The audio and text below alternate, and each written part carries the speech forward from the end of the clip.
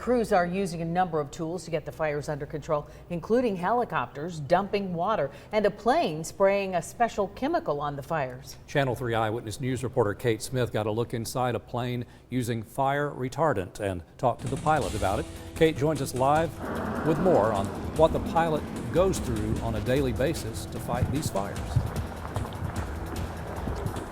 Well, David, the plane arrived in Chattanooga 10 days ago on November 4th. It's not its first trip to the scenic city, but the pilot says it's definitely its longest.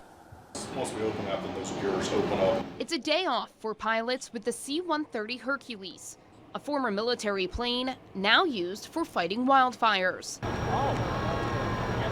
The aircraft has been flying over Signal and Lookout Mountains after the Tennessee Forestry Division called them in for backup. A really big fire, you don't have enough resources to put on it. You may just end up going out and helping one specific aspect of the fire. Whereas, meanwhile, if there was a smaller fire that started, maybe we could have done something with that one and actually stopped it. Todd Davis and his crew are responsible for deciding where and when to spread the fire retardant on the burning brush and debris. A strategic approach for field crews. Is laid on the ground in advance of the fire. As the fire moves toward it, the oxygen is taken out of the fire and it actually slows the advance of the fire down. Pilots make multiple trips a day, flying over the Tennessee Valley.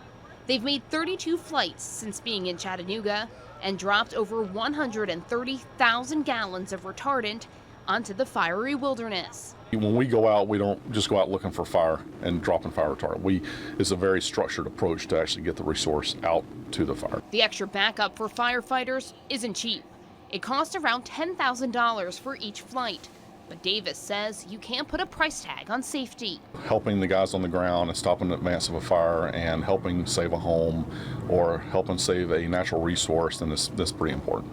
This pilot says he receives a lot of attention for his work, but he says the real heroes are those on the ground, battling the blaze up close. They're the ones out there starting early in the morning and digging line early in the morning all day long and then possibly into the night as well. So they definitely have more strenuous activities to do than we do. The Federal Emergency Management Agency says they plan to help pay for some of the costs to fight these wildfires. FEMA says the agency agreed last week to reimburse 75% of the cost. In Dade County, I'm Kate Smith, Channel 3 Eyewitness News.